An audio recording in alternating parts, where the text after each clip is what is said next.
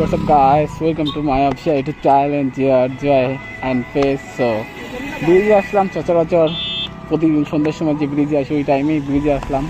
দেন একটা নতুন set up video করি, কেন আমার তো গোপ্রো ক্যামেরা নেই, এর জন্য মানে গোপ্রোর না থাকার যে কষ্ট সেটা বুঝি। তো একটু দেখি, একটু ভিডিও করি। অ্যান্ড অনেক ভাই ভাইদারা আছে, সবাই রিল স্টোরি করতেছে। সো দেখো ঘুরে দেন ভাই বাইক তৈরি করে রাখছি। কি ভিডিও রেগুলেশন কি ভালো আসছে না খারাপ আসছে অবশ্যই কমেন্টে জানিয়ে দিও। দেন গাড়িও নিতে অনেক লাভ পাচ্ছে। তো এই বিষয় কি ঘুরি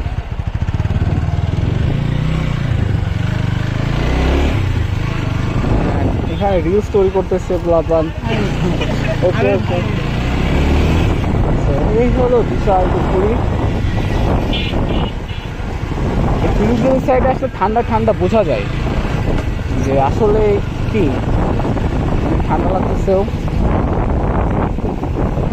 ব্রিজের সাইডে আসলে ঠান্ডা বোঝা যায়, কেন এখানে নদী এলাকা তো তোমার হলো নদী এলাকা বললে না, কিন্তু নদী তো এর জন্য ঠান্ডা বোঝা যায়।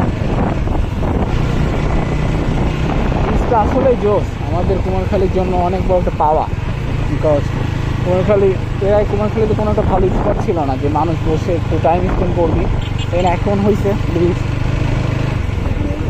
তো এই হলো মোর দ্য হিস্টোরি। তো আমার কেন লাগতেছে কেন আমার হ্যান্ড গ্লাভস, সাইকেল স্ট্যান্ড করতাম সে হ্যান্ড গ্লাভস বলতে গেলে কি হ্যান্ড গ্লাভস করছো এরপর আমি সাইকেল স্ট্যান্ড করতাম সে হ্যান্ড গ্লাভস। এই হলো বিষয়। আর কয়েকটা লাইট কাটে গেছে ব্রিজে। তো ঘুরি, দেখো আশেপাশে টাইম স্পেন্ড করবো। তো in the more the history man.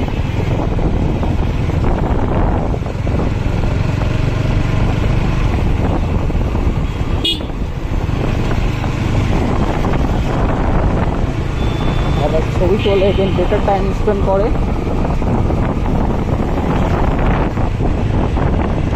এই পাশে আসলে প্রচণ্ড পোকা, এই সাইডে আসলে পোকা প্রচণ্ড ওড়ে, আর ঠান্ডাও বেশি।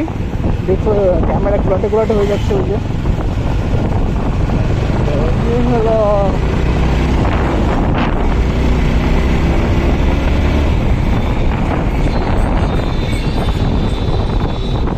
লাইটই দেয়নি, হোয়াট দ্য হ্যান্ড ম্যাচ চাপি দেয়। আর এই যে মামা এখানে চানাচুর আছে না, মামার চানাচুরটা অনেক টেস্ট। সো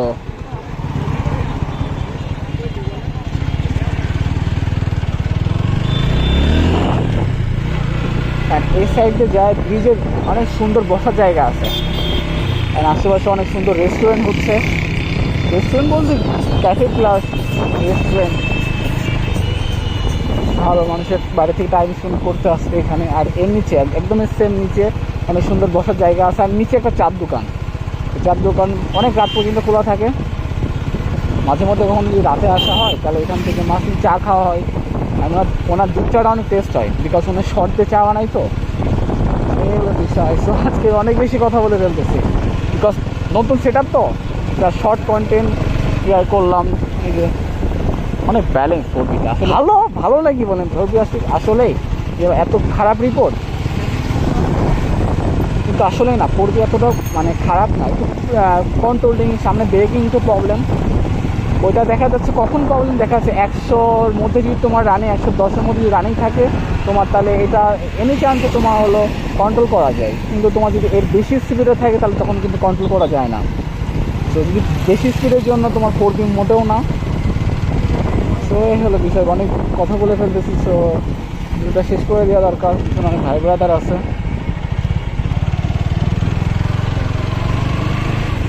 তো আর বেশি কথা বলবো না, অ্যান্ড ভিডিওটা এই পর্যন্তই। আর ভিডিওটা যদি ভালো লাগে থাকে অবশ্যই কমেন্টে জানিয়ে দিও, কারণ গোপ্রো নেই তো, একটু মোটামুটি একটা কোনো ভালো ফোন দিয়েই মোটামুটি করার চেষ্টা ট্রাই করি। এই মুহূর্তে তো গোপ্রো কেনা যাচ্ছে না, দেখি আস্তে আস্তে আমার সেট আপগুলো ইমপ্রুভ করবো। So that's the point. So আর বেশি কিছু বলবো না, আজকে ভিডিওটা এই পর্যন্তই।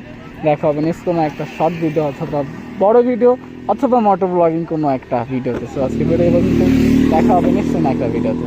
So next time bro.